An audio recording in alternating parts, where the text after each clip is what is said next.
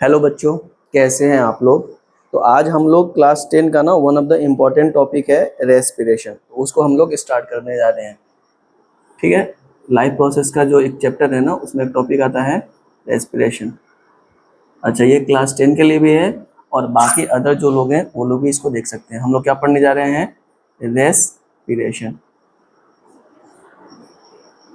बहुत ध्यान से समझिएगा, बहुत आसान टॉपिक भी है। इससे क्वेश्चंस हर साल आए हैं और इससे आने का चांसेस भी ऑलमोस्ट रहता ही है।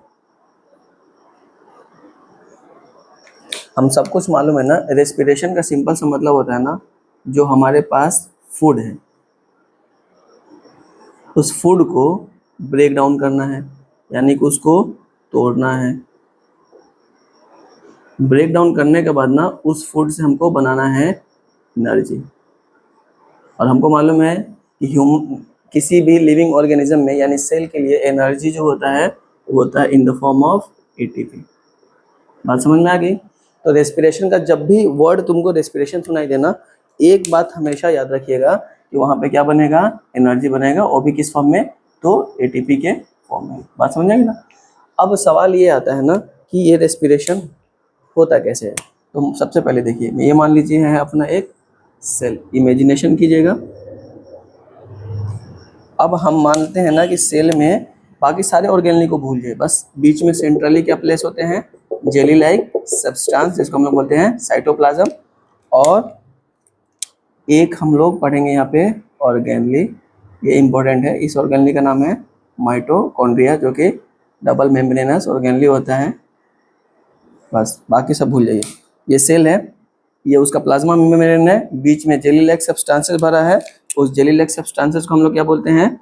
साइटोप्लाज्म। और ये वाला स्ट्रक्चर क्या है अपना? माइटोकॉन्ड्रिया। बात समझ में आ गई? यहीं से सारा कहानी चलेगा। हमारे पास क्या है? फूड। अच्छा, यहाँ पे जो हम फूड ले रहे हैं ना, वो ले रहे हैं ग्लूकोज को। इसको लेंगे ग्लूकोज। ग्लूकोज का फॉर्मूला क्या होता है? C6H12O6। ये सारे बच्चों को पता है। यानी कि ग्लूकोज के पास कितने कार्बन, या सारा कहानी ना कार्बन, यानी जो ये C6 है ना, यानी कार्बन, यानी इसके पास कितने कार्बन है? 6 कार्बन वाला मॉलिक्यूल्स है। कौन? ग्लूकोज। ये कहानी इस पे निर्भर करेगी। अब देखिए, अब इमेजिन कीजिएगा कि हम ये ग्लूकोज खा लिए। बात समझ में ना? इसको हम लोग सबसे पहले ना करेंगे ब्रेक। क्या करेंगे? ब्रेक। मान लेते ब्रेक। ब्रेक जैसे करेंगे ना, तो इस ग्लूकोज को जब ब्रेक करेंगे तो एक नया मॉलिक्यूल मिलेगा। उस नए मॉलिक्यूल को हम लोग बोलते हैं पाइरूवेट। ये पाइरूवेट के पास 3 कार्बन होता है। पहले कहानी सुनेगा। अब अगर इस पाइरूवेट को ऑक्सीजन मिल जाएगा, यानी क्या मिल गया? ऑक्सीजन मिल गया, तो ये कंप्लीट करेगा एरोबिक, यानी तब ये रेस्पिरेशन को बोल देंगे एरोबिक। अगर इस पाइरूवेट को ऑक्सीजन नहीं मिला, तब इसी रेस्पिरेशन को, अब ये कंप्लीट होगा कहाँ पे? तो साइटोप्लाज्म में ये कंप्लीट होगा, और इसको बोल देंगे एनएरोबिक। बात समझिएगा बहुत इत्मीनान से। हमने क्या बोला कि हमारे पास ग्लूकोज था, ये वाला चीज़ क्या है? ग्लूकोज। इसको हमने ब्रेक किया। ब्रेक करने के बाद हमारे पास क्या मिला? एक मॉलिक्यूल, जिसको हमने नाम क्या रखा है? पाइरूवेट।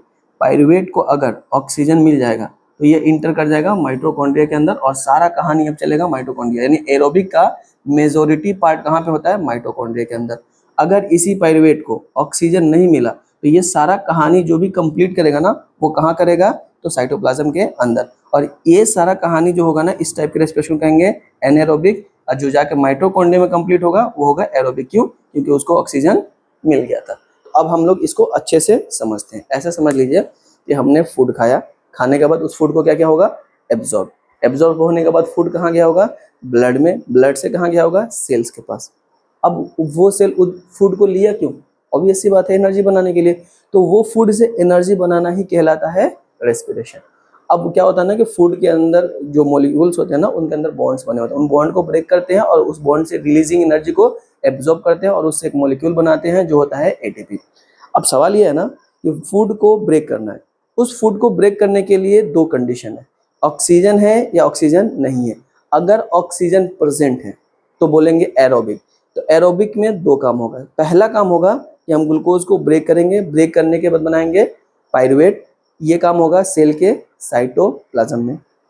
फिर उस पायरुवेट को भेज देंगे माइटोकॉन्ड्रिया के अंदर। बाकी अब जितने सारे काम होंगे, जैसे कि क्रेब साइकिल हो गया, इलेक्ट्रॉन ट्रांसपोर्ट चेन हो गया, यानी उससे पहले लिंक रिएक्शन हो गया, ये सारा का सारा कहानी कहाँ पे होगा? तो माइटोकॉन्ड्रिया के अंदर। अब दूसरा कंडीशन है कि ऑक्सीजन नहीं मिला, तो ये सारा कहानी सेल के साइटोप्लाज्म में ही चलेगा। और इस टाइप के रेस्पिरेशन को जो सेल के साइटोप्लाज्म में ही हो जाएगा in the absence of oxygen, उसको हम लोग क्या बोलते हैं? Anaerobic respiration. अब हम इसको अच्छे से समझ लेते हैं, देखिएगा।